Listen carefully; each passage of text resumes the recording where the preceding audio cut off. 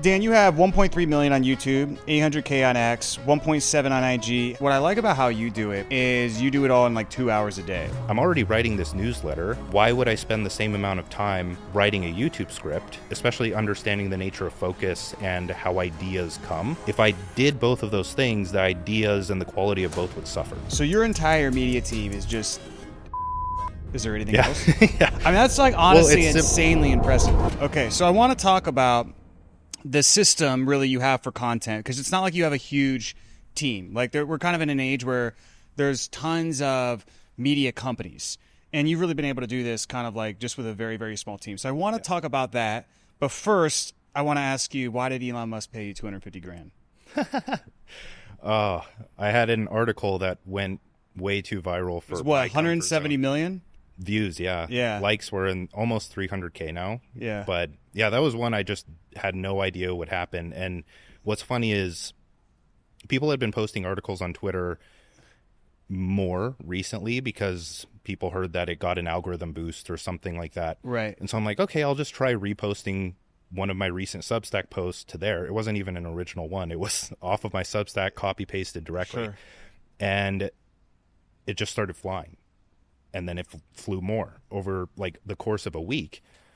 And I had no idea what was going on, but I couldn't get on my phone without seeing commentary on it. And so Right. my entire feed was just me. And You that's know a it's viral very- when conservative political commentators Yeah. are Yeah, yeah. like... Or the meme accounts too. Yeah. Yeah. Yeah. No, I like had my brief moment of feeling like I was one of those.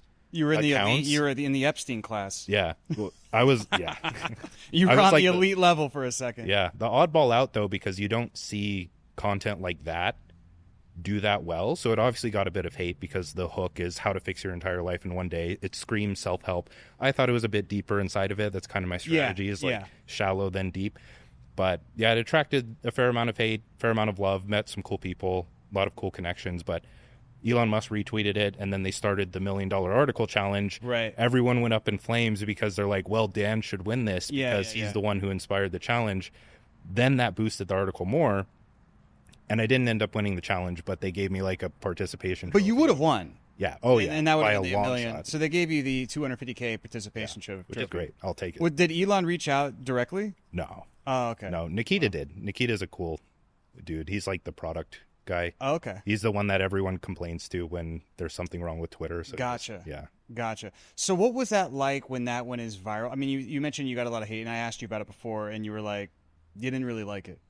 Oh, definitely not. I don't Yeah. think anyone likes it. Like the typical creator story at any level is like when you see a hate comment, all of the positive comments just go out the window. Yeah. Unless you like, then after that you zoom out and you're like, oh, this is just one in a sea of many. And you kind of like force yourself to see a better perspective. But if there is some truth in the hate comment, then that like really hurts, because now, especially with the article, Yeah. that's posted. I can't edit it, and I can only redo it the next time. If I agree with the hate comment, Yeah. there's no way for me to correct it. So what was the hate you agreed with?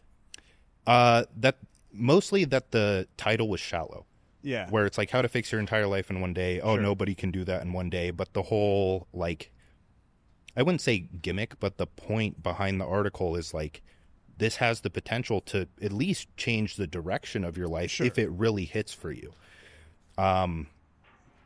But the reason I didn't like that piece of hate was because I also think the same thing about other pieces of content that I see, Yeah. where I'm like, oh, that's bullshit. It's just some like shallow self-help stuff. Yeah. When it's like, I study this deep philosophy. So let me ask you about that, because this is Yeah. what I struggle with. I was actually going to say this till later in the conversation, but like I've scaled a $30 million a year company. I've had three eight-figure, multiple eight-figure companies before, so I know a lot about business and sales. Yeah. And then so this year I was really like getting into the content game, and I'm like, okay, I'm going to get into it. I'm like paying this media guy, paying this YouTube guy, I'm paying this person for advice. And then like I have a great network, so everybody's giving me advice.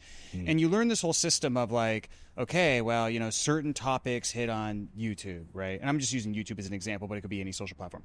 Certain topics hit on YouTube, and then you got to find the outliers, and then okay, let's repackage this outlier, and then let's make it on your own. And then the next thing I know, I'm making a video called "How to Become Unrecognizable in 90 Days." I've never followed, I've never done that. Yeah. I don't care about that. I don't know anything about it. I'm like making the video. I'm like, why am I making this video? Yeah. And, you know, for me, it's like I feel like I have really deep down, like good tactics and like a deep business philosophy to share. But I feel like it doesn't, like when I put this artificial constraint of it's got to be packaged in this YouTube way as an outlier or whatever, I feel like I can't fit the content into there and it just waters the content down. Does that make sense? It does. So, I don't know. What's your advice? Yeah. There's two things there. One, you can take the perspective of that's just the game. Yeah. And you are okay with it. So, because with something so broad and clickable as like how to become unrecognizable in 90 days, like you can fit, we'll use sales as an example, as like, okay, step one is learn sales. Why? Like, why does it fit within the become unrecognizable? It's not like a physical transformation, but it's like in 90 days, you'll be able to achieve this outcome. And many people want that outcome. And if sales is the thing that they hadn't thought about before in order to reach that outcome, then it can do really well. And that builds a very unique authority for you because nobody else is creating the how to become unrecognizable in 90-day content with that as like the mechanism to do so. Yeah. So that's one thing is like you can be okay with packaging it in a way that gets clicks and then knowing that what you're providing is actually something real when most people aren't doing that. But then your content could be perceived as by respected people as like, oh, he's just a part of this crowd, when you know that you're not. And until they actually go and watch it, they're not. They're just going to kind of almost write is like you off. a dissociated brand feeling for me. So like what I'm kind of trying to decide of is like, do I just water down do I just make the packaging and the titling like more direct and then just talk about what I actually want to talk about, which is like really the stuff that I can uniquely bring to the world, and just sacrifice that while it won't be as clickbaity, I can probably better compound an audience over time. Yeah. Or do you just dive into the clickbait? There's two things there. The first is that the creative challenge that can be very fun for you is figuring out how to package how to what you intersect want it to do yeah Yeah. into something that is compelling without, it's like you have all of these constraints of I don't want to be lumped in with this crowd, I don't want to choose the clickbait title, but I know that there's some way of crafting this title that will make it do better than it would have done. Yeah. That's probably the route you would want to go. But on the other end, it's like us and the way that we perceive things comes from the lens of like, we've done this for so long that it's normal to us. Mm-hmm. The person who sees this is like a terrible example of the how to become unrecognizable. The person who like really wants to watch that is a human being who probably isn't stupid or like they get a lot of value out of that, and that shows in the views. So that's like another layer of looking at it, is it can still have the same impact, but it may alienate a certain type of people that you are trying to reach. Right. So there's those two things. I think But what I'm hearing from you is it's still okay to essentially start with like, okay, I have this framework, I have this idea I really want to talk about, and sure, I can repackage it so it's not ultra tactical and it can be consumable on YouTube or whatever, and it's not too in the weeds. But I can actually start with the content and then find out the packaging from there using those best practices. Because if you ask the YouTube people about that, that's choose the blasphemy. title first. I always do the title last. Okay, and sometimes you have way more followers than me, so I'm gonna listen. Well, the other thing is like my system is super simple. Like I try not to overcomplicate it. I just think that I'm very good at like now, after a long time of studying this stuff, of just coming up with a title that will do better than most. Yeah. But to add on to that point, the way I do it is I know I have content that I know will work, and I can pull that out of my back pocket whenever Right. I want.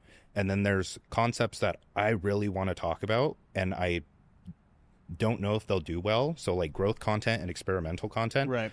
I kind of alternate those two, and if I'm not growing because I've been talking about what I want to talk about for too long, then I need to do one of those videos that will just work. And then the way YouTube works is if a video goes viral, then all of your, not all of them, a lot of your other videos kind of increase by 10 to 50,000 views. So those people are still seeing those videos. Right. So it can be strategic where even if the videos don't hit, you know you can pop out one of the growth videos, the growth angles, and those will still get a ton of views after the fact. Nice. And then if you were promoting products or services, then that still gets a lot of traffic. Okay, well, let's dive into, because what I like about how you do it is you do it all in like 2 hours a day. Yeah. And so explain that whole system of kind of how you start with the main thing and then everything kind of proliferates from there. Yes. I keep it as simple as humanly possible, Right. where I started on social media as a writer. I didn't know I was a writer at first. I just started on Twitter, and I'm like, I'm writing a lot. I'm going to call myself a writer, and then fell in love with that actual process. But I started with tweets, and then I went to a newsletter just because those things are very accessible. I wasn't afraid of the camera. I was afraid of the editing and all the work that I had to do after it because that would take up a lot of my time. Yeah. So had the tweets, had the newsletter, and then the block I had for going to more channels was like, I have to create unique content for every channel, for Instagram, for TikTok, for all of these things. But then I just thought, like, why not just post the same thing to all platforms? Like, is that really going to cause people to be like, oh, you're repeating yourself too much, or why are you posting the same thing? How dare you? I've never gotten that comment. How dare you repurpose? Yeah. Well, like just straight up copy paste, not even like repurpose with a different angle to optimize it for LinkedIn over Twitter. But I've gotten the comment of like, oh, you're repeating yourself, but that can be solved with the best things deserve to be repeated. Like you're going to repeat yourself. Sure. The second thing, or the thing that I haven't been asked about is like, why do you repost every channel? People just don't care, and people have the platforms that they prefer. So once I realized that, I'm like, okay, can I take this a bit further? I'm already writing this newsletter. Why would I spend the same amount of time writing a YouTube script, and especially understanding the nature of focus and how ideas come? If I did both of those things, the ideas and the quality of both would suffer. So it's like, write one really good piece, use that as a script or kind of soft outline. Now that I have a video, an audio version, post that to the podcast, and now I'm on all platforms. So the entire system is I write 1 to 2 posts a day, short form, one newsletter or long form piece a week, and then once a day, copy paste the best tweet to a Figma template, so it's an image, so I can post on Instagram. And I skimp on this a good amount, but when I'm in the flow and decide to do it, I'll just read the best tweets to the screen or to my camera and add a bit of commentary, and now I have a reel and a short and a TikTok. With YouTube, I just sit down one day out of the week. I have my newsletter pulled up. I'll read directly the parts that I like don't want to mess up if I think they're super deep or clever. Yeah. And then my editor will put like a text screen or B-roll over that portion, so people don't see me looking down. Yeah. And then other parts, I'll like look at the camera and say it how I would say it. And usually more things will come to mind, and then I'll riff for a bit, and that makes it different from the newsletter because most of the time I'm just like yelling at the camera about my opinion, and it tends to work. And so now I have this entire ecosystem of content where the last piece of that is in the newsletter. I'll promote something about halfway through and at the end. So that could be a link to the paid Substack, a link to a course, a link to an e-commerce, whatever. When I read that to the camera, the promotion is already listed there, and all I have to say is link in the description, and then people go. And from what I've heard, people really appreciate like the just soft, hey, let me know this thing exists, and I'll go to the description if I want it, rather than like a dedicated section for a long promotion. Yeah. And that's the system. It's nice. So basically, you're basically newsletter centric. Yep. And then from that comes the YouTube video. Yeah. And probably even from the newsletter can inspire some of the Yes, tweets. I forgot that. Right? And then the tweets go into essentially Instagram, LinkedIn, whatever else. Yeah. And then voila, you're on everything. If you're looking for a mastermind to take your business to 10 million a year plus, then you want to check out our 8-figure border mastermind. So after doing 100 million in total cash collected for my own companies, I've created a mastermind where I really pull back the curtain and show you exactly how I've done it. So I not only share with you what's working for us across marketing, sales, fulfillment, operations, finance for all of our different companies. At the same time, you can network with some of the top people in the industry and also listen to world-class speakers like Patrick Bet-David, Dean Graziosi, Neil Patel, Tom Bailu, and many, many others. So if you're interested, check out the link in the description and get more info. What do you feel like? Do you have, because what I've noticed, especially like a platform like Instagram, I've noticed it's more of like a business card. And a lot of times people grow their Instagram through stuff they do outside of Instagram. Yeah. Like I know guys with huge Instagrams, but their top of funnel is their massive event guys. Like they're on like the event circuit. Yep. There's other people who they're massive YouTube guys and it kind of overflows down into Instagram. Which do you think, is it Twitter? Is it YouTube for you? Is like your top of funnel that most people find out about you?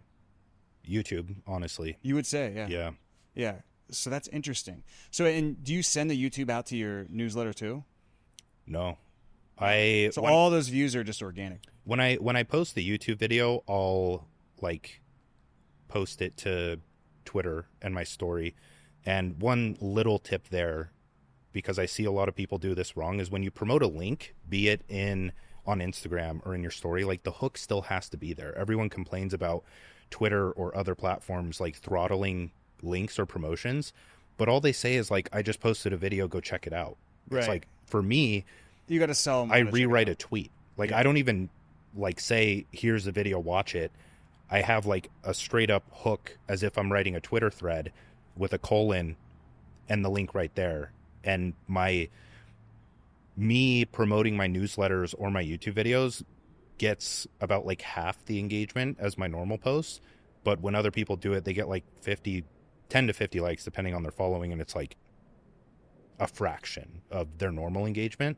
And it could just be solved by treating it as every other piece of content. Nice. So your entire media team is just an editor? Is there anything else? Yeah. I mean, that's like honestly insanely impressive. Yeah. Well, because like, again, like I went to an event and came away thinking I needed like a $100,000 a month media team from zero, you know?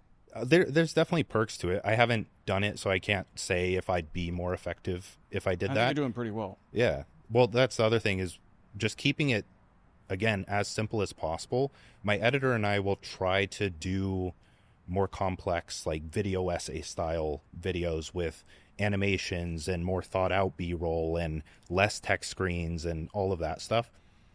And when we do that, some of them do well, but the ones we put the most effort into do the worst. Mm-hmm. And so when that happens, I'm just like, dude, just go back to like the cuts and the text screens, like minimal B-roll.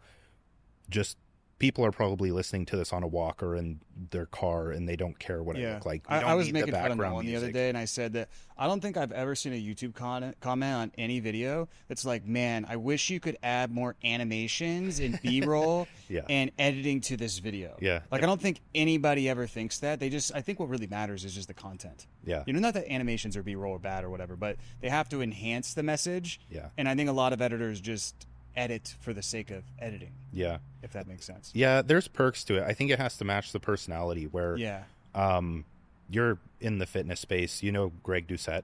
Yeah, of course. Like, I don't watch him for information. It's more for entertainment because now he's very entertaining. The Gen Z editor, and all he talks about is like drama. And it's just the stupidest edits possible, but it adds that layer of humor to it where I know I'm consuming like the stupidest content. You're getting dumber. Yeah. Oh, absolutely. Yeah. But then I balance it out with like some long lecture, like Harvard lecture. What does your info diet actually look like? Because I feel like you get into very, very deep philosophical stuff. Yes. It started with lectures from like Jordan Peterson, where those are pretty popular. But then I kind of just dove into more long YouTube videos. Like when I'm scrolling my timeline, if it isn't over an hour, then I won't watch it. most of the time, or I'd say 2 or 3 years ago, I binge watched actualize.org, all of his stuff. Some people love him, some people hate him. He goes very deep, he goes very shallow. I personally think it's like the greatest body of philosophical work that's ever been. Nice. Which is a big statement, but I firmly stand by that if you watch a lot of his content and not just pick one and then cherry pick what he said out of it. But that was like transformative for me. I'm definitely not on the same level as he is mentally, but a lot of what he said brought this awareness to my mind that these things exist and there is a deeper way of thinking about things and connecting the dots. And a lot of the videos that he put out like still make an appearance in my content, like the concepts in them. So when people see them, I'll see them comment like, someone's been watching a lot of actualize.org, and I'll like that because I know they're in my nice group. They get it. Yeah. That was the main thing, where that was just so much that I have so much to work with. And then on the business side, this is going to sound weird, but I really don't watch that much business content. I've started watching more Hormozy recently, but a lot of my like what I've learned in business has come from like a few books and then just doing the thing and following what works, or like doubling down on what works. Yeah, I get that. Well, speaking of business, how do you think about monetization for creators? I mean, I know obviously you have your Substack, you have Eden, and we'll get to that in a second, but just in general, I mean, I'm sure you've thought about it a lot. You have a lot of traffic. So how would you think about it? Because from a guy like me, when all you have is hammers, everything looks like a nail. So the way I think about it is purely just sales team, very expensive thing that's B2B, or probably a SaaS that has like really good recurring revenue and stick. That's my hammer, you know? Yeah. But I'm curious how you think about it. As one person, you were kind of limited in the past. Now you can vibe code something very niche. You can't vibe code something massive at this point, but you can vibe code a very specific app that solves a specific problem. All of the marketing and direct response stuff that we know, like you can build something that makes a lot of money. I haven't done that, so I can only say so much, but that's probably a good option to go explore, is just play around with code, learn it a bit. Well, you know what fun. I think is like, so I'm heavy into this info and coaching industry because that's my client base. And over the years, like years before I got started, it was all about like selling a 1 to 2K course off like an auto webinar. And then from there, the ad costs got too high and it was too competitive, and a lot of those products got commoditized. So then it was all about adding support, more premium, high-ticket coaching, because it allowed you to essentially monetize and have better economics. Yeah. And now that is really shifting into, nobody wants like coaching. A lot of people want, unless they like, maybe like, I'm sure if you offer coaching, they would do it because you have a following. But like, if I'm just running an ad, you don't know who I am, it's hard to sell, just coach with me. Yeah. So now it's shifting into a lot of done for you and B2B services, like actual services is really what's working in our industry. And I think that'll keep working, and that'll probably turn into more AI enabled B2B services. But I think one of the big opportunities to kind of go with what you were saying is I think there will be a lot of like vibe coded or light coded 1 to 3K. They'll sell almost like in the same monetization as courses. Yeah. So it'll be like exactly 1K or 2K off of a webinar, or it'll be like a series of ascension funnels, but they'll be like little mini SaaSes all the way through. And it's something that anybody can do. And I think that'll be the next wave of internet marketing. Yeah.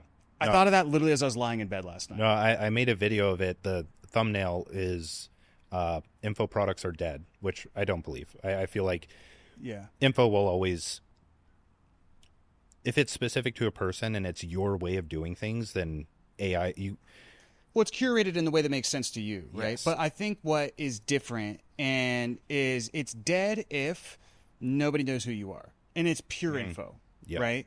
It's very hard to run an ad to a course and make those numbers work. I'm not saying nobody will buy, but to make those numbers work. But if you launched a course on your content system, your audience would buy. But that's because they already have trust in you, and they just want to know, okay, great, I could ask AI, but like I just want to know what Dan's 1, 2, 3, 4, 5 steps are. Yeah. So The gist of that video was, I think, almost everything related to info is just going to transcend to like micro SaaS. Yeah. And people doing the same thing. So if you were selling like a dating program, you literally just create a ChatGPT wrapper with a system prompt that is the course that would teach people how to text girls, or create a coach that people can type into like ChatGPT that's specialized for that thing. Of course, it can evolve beyond just like a chat interface and be like a dashboard or something of that nature. But one thing I've had a lot of success with without building a SaaS is just giving out prompts, because I love creating like really in-depth prompts that I can give along with my videos or content in general. Because if I'm talking about the 9 stages of ego development and how to think from a higher level, that's all info. But then the implementation can be as simple as like this really good prompt that asks people clarifying questions to get a feel for who they are, understand their situation, and then it spits out, here's what your level of thinking is, here's where you are, here's the steps you can take forward, and people just eat that up. So if you can wrap that in a nice UI just by getting good at prompt engineering and telling it to go and build something, like that's something you could do overnight and see really good results. Do you know who Neil Patel is? Yeah. So he has like a $150 million a year enterprise level agency. So this is really interesting, but I also think this is going to be another big thing that's something he's already been doing, but it'll be an ongoing wave. And so what he used to do, or what he still does to my knowledge, is he would buy SaaS companies. He would just make the SaaS free. Now, granted, he's doing $150 million a year. Make the SaaS free, offer it as a lead magnet, and then have his outbound sales team just upsell them into enterprise services. Yes.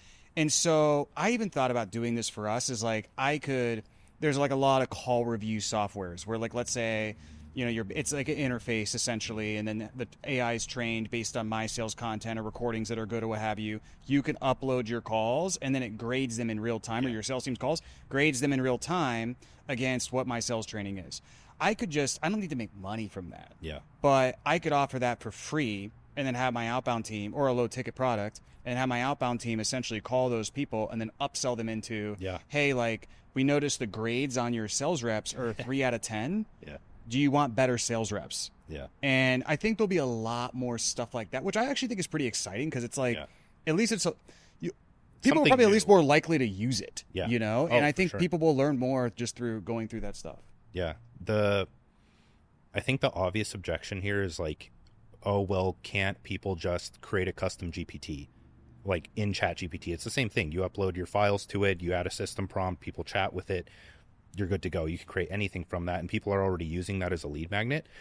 But it's the same thing with info products not really being dead, is that most people just don't know what to search or what to build. Yeah. And when they watch someone on YouTube, they're the person in the YouTube video, if they're following a general storytelling structure, are identifying a problem or making them aware of a problem in their life that their solution can help them with. Therefore, in the context of them watching the video, that's the only place they can get the thing.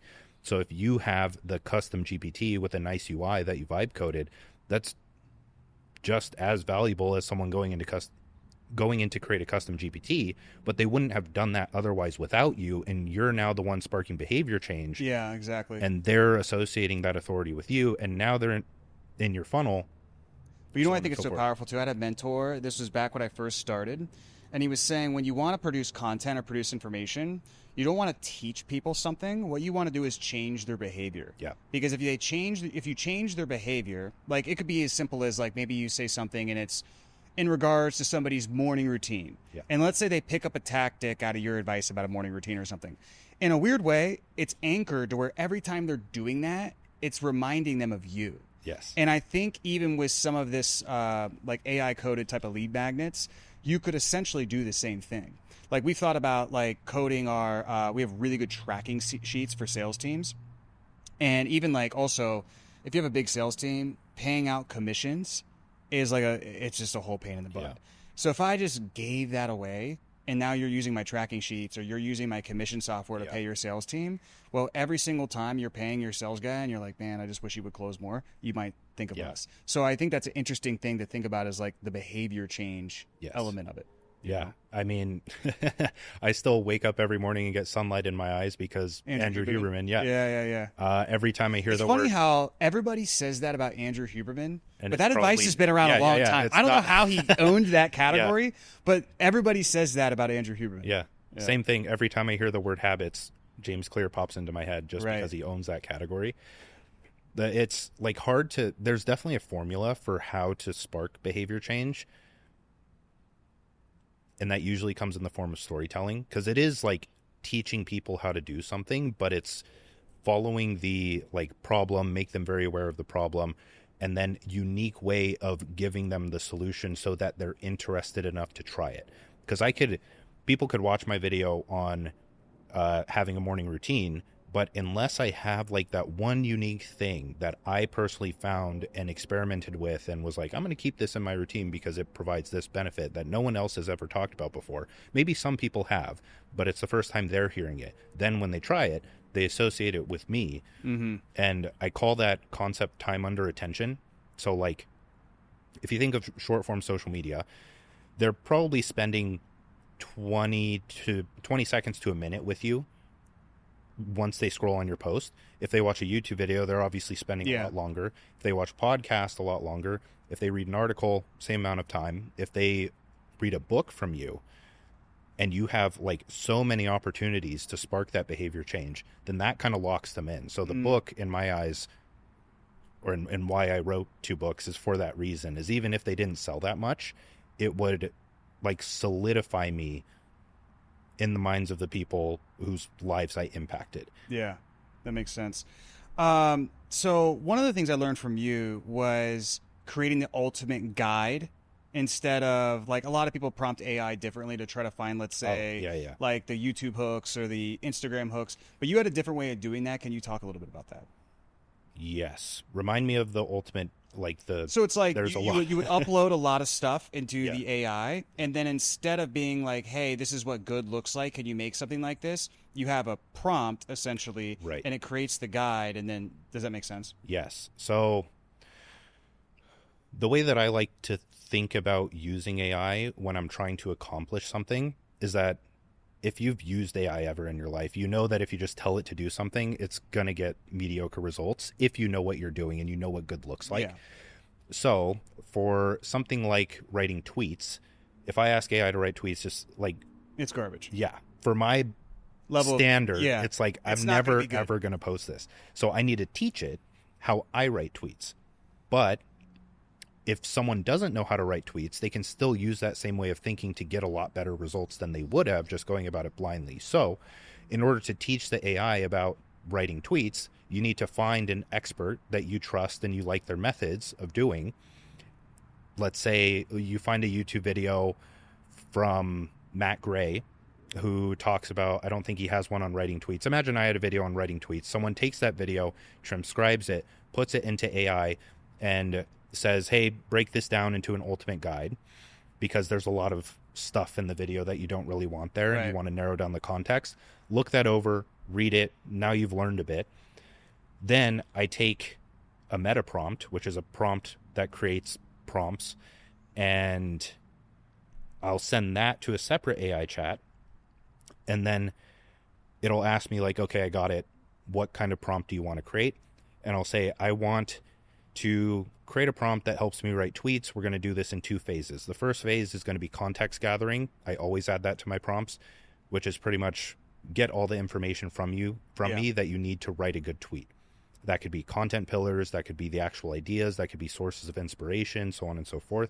Phase 2 is you're going to use this ultimate guide that I created and the examples that I provide to structure the ideas that you got in the context gathering phase and output those as potential tweets. Right.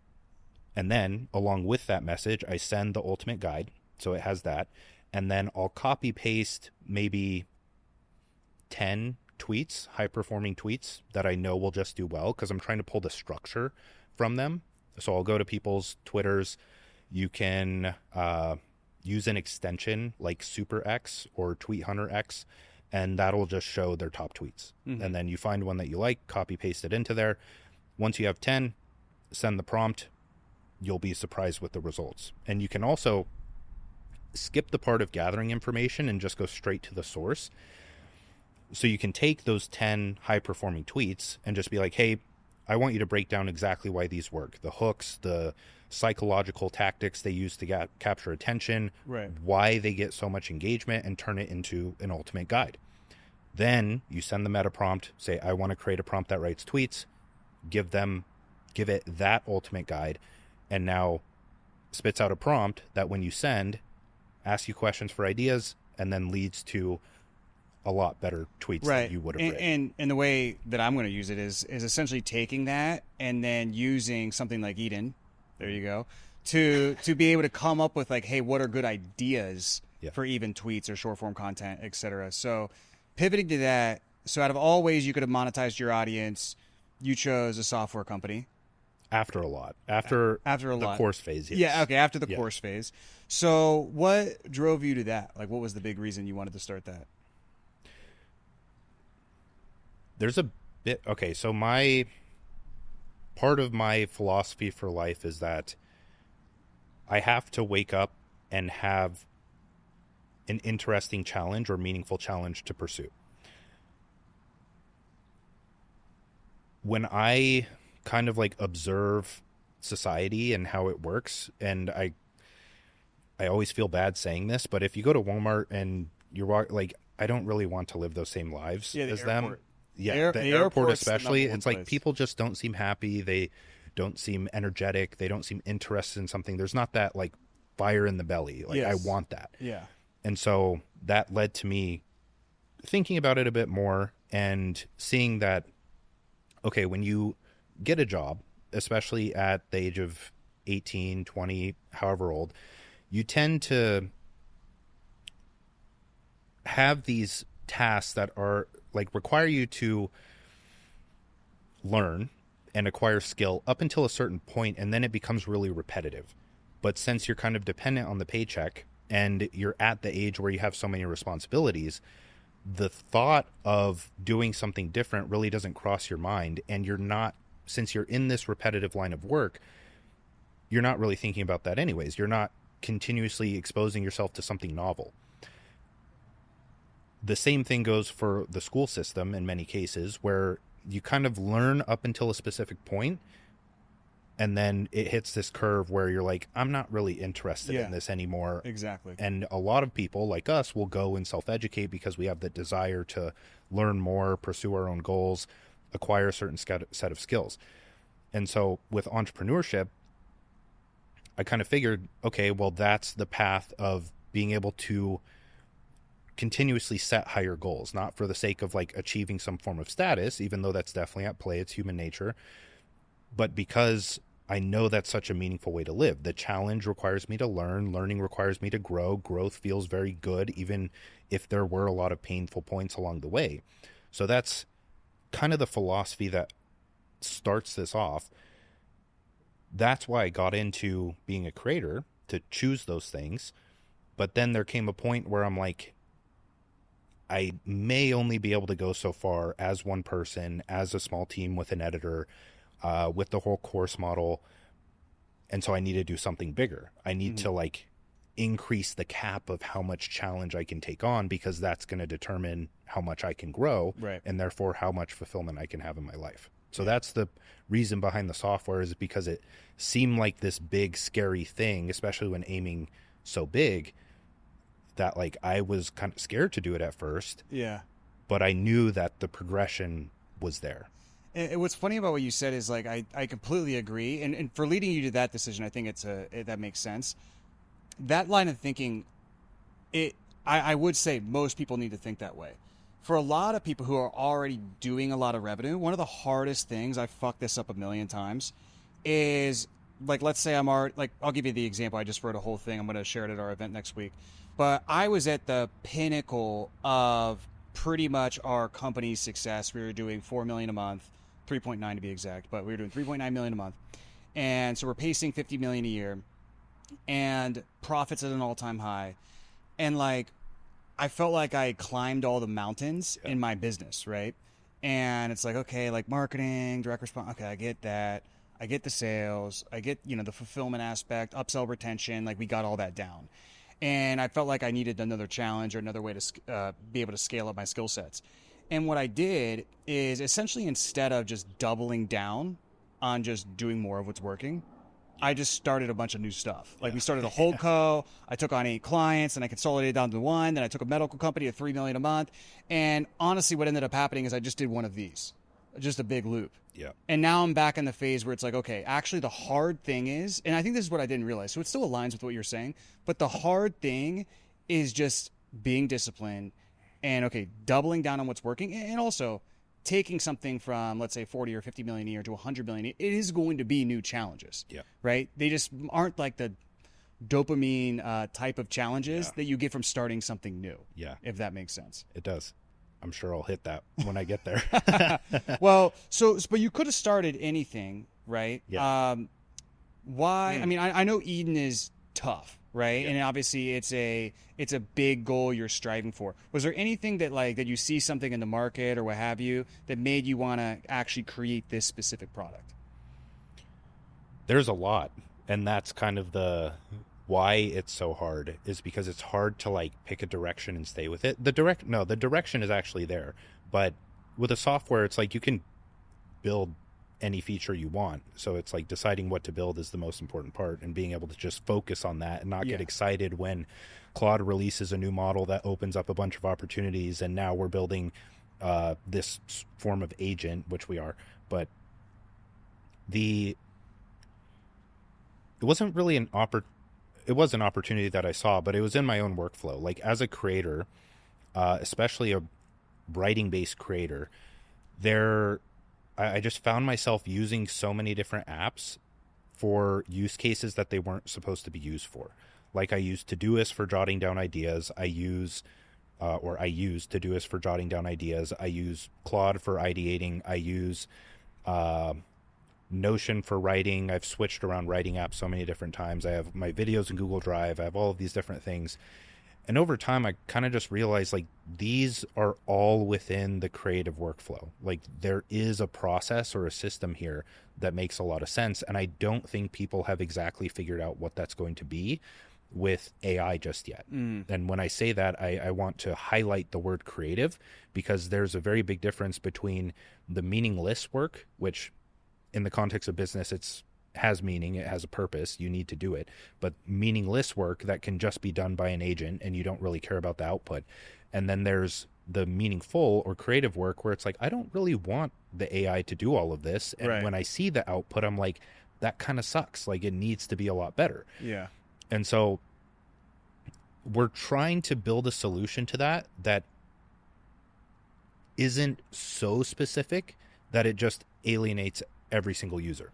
So the way that we went about it was building a drive as the base, because you need all of your content in one place. And when we looked at the market there's Google Drive, there's Dropbox. Not that we want to compete with them directly, but they're honestly not the best.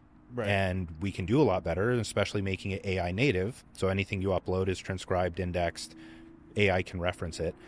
But then where's the other pieces of the process? Where's the AI that has access to all of those things without being an MCP connector that can't really do anything like efficiently enough inside of it? You can connect Claude to Google Drive, but it's still like clunky and hard to work with and hard to see everything and pull things in.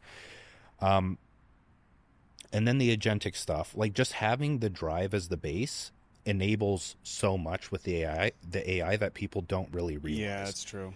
The part where the meaningful work comes in is something like the Canvas feature, where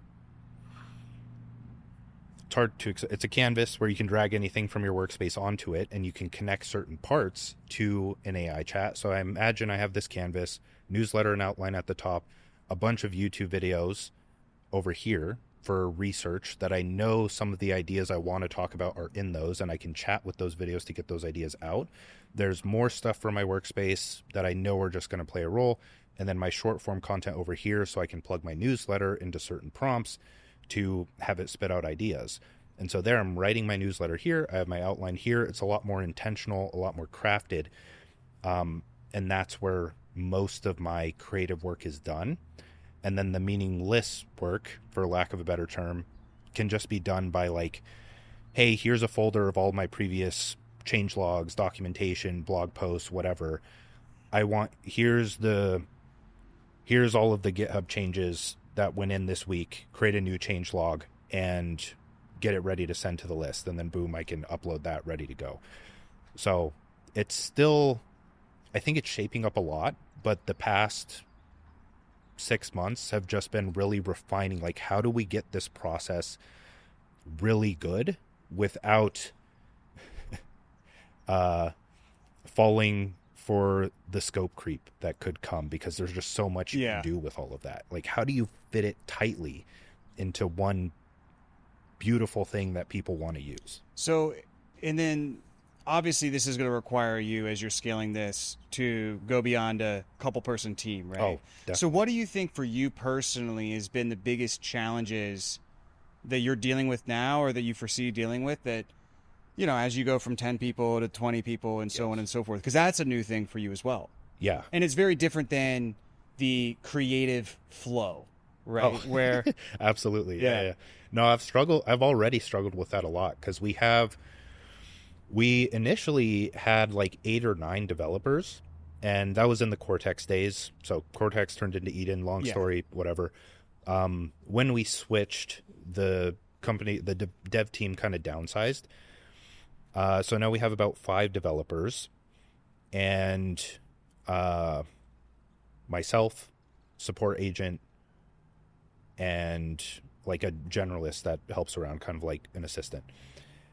And that's kind of it. And I feel very blessed right now, because the way that team materialized was kind of just by luck. Yeah. I don't have any type of content I can create on how to hire, on how to do any of this. And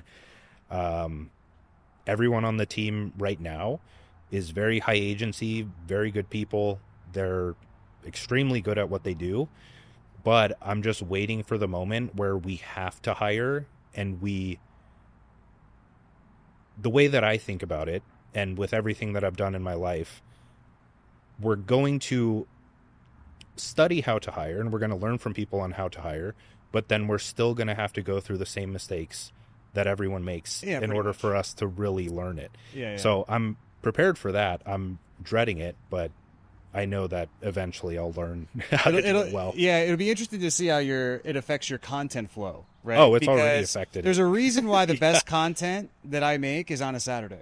Yeah. Is because I don't have 100 inbound messages a day, which even if I have the discipline to not look at it or just turn my phone off, you still know it's there, which is, I think, what gets at you a little bit. You're like, I know I'm going to have this thing, or like, you know, the worst thing is when you have, like, I block off all my time. I have a couple meetings in the morning, then I block off really everything, and then I'll have like 1 or 2 meetings to end the day off. But even those 1 or 2 meetings at the end of the day off, it's like this big weight on you. You know, there's like a meme about it or whatever. It's like, have you seen I think that I've meme? seen it. Yeah. I don't remember it, but it's like me when there's like 1 meeting on the calendar. You're just like, oh my God, how do I get out of this? You have the entire day's free, but there's 1 meeting at the end of the day. Yeah. So there's a reason why, like, for me, I mean, it's crazy. Sometimes on Saturdays, I'll get what feels like a week's worth of content. It's not literally a week's worth of content, but I'll get like a week's worth of creative work done. Yeah. It feels like, at least, in like 2 hours. Yeah. And I think it's just because you know nobody's going to fuck with you. Yeah. Which is the best. And how did you find your CTO? Was that through your content, or because that's the toughest hire for a software company? So we have right now, it's CEO, CPO, which is Matt. We just really call ourselves the co-founders at this point. Right. But the CTO, Ari, is a friend of Matt's. So the way the initial team materialized was I was on a Zoom call with Dakota Robertson. He was teaching a ghostwriting cohort, and they wanted me on as like a guest speaker to talk about my writing process. Matt was on the call. I mentioned that I was building an app, Cortex, that at that point we had a developer from Upwork and had no idea what we were doing at all. Yeah. And so Matt unmuted his mic and he's like, wait, what kind of app are you building? And I told him a bit about it. Dakota was kind of like, guys, let's not take up the call, get each other's information and talk afterwards. So we did that, talked to each other for a bit. I told him what I was doing. he could tell that I seemed disinterested at first, because that's kind of the default mode when people are trying to, like, Yeah, sure. hey, I want to help with this. But he eventually said, like, you need to burn everything you're doing to the ground, because it's just not going to work. Here's why. And that immediately convinced me. And I'm like, do you want to help with this? Like, let's do this, because you sound like you know what you're doing. And I frankly know that I don't know what I'm doing. Right. And so he came on, and then he had a few buddies from university. One of them, I don't even think Ari was his direct friend, but a friend of a friend brought Ari on, and Ari's just like one of the most cracked developers. I haven't seen many, but I just know that he is like cream of the crop in that case, because everything he does is just insane. But that's how he initially wasn't the CTO, but after a while, our first rule that kind of became solidified for hiring developers, it's our only rule is like they have to get as close as possible to matching the personality traits of Ari. Like, if we don't see those in him, in the applicant, then it's kind of like, yeah, we need to think about this a bit. So he's kind of the just pillar of it. And so, of course, after a bit, and him clearly proving himself across multiple domains, I call that it's so funny. I call that the finding your gold standard. Yeah. And so, because I teach a lot of people and also recruit for them on, especially hiring their first rep so they can get off the phone. Yeah. And one of the biggest issues with them is that they don't know what good looks like. Yeah. Right? Because they've just never done it. And so a lot of times, like, the hardest thing is finding that first person or the first couple of people, and then you understand what good looks like, and then you can take those personality traits, and then it's just, you want to replicate that with all your hiring, which makes it's funny. It's like going from 0 to 1 in a sales team is a lot harder than going from 1 to 4, given everything else is going to scale. That makes sense. Right? So that being said, they know where to find you, Danco, probably YouTube, X, all the social platforms. Thanks for doing it, man. Of course. Cool. It was fun.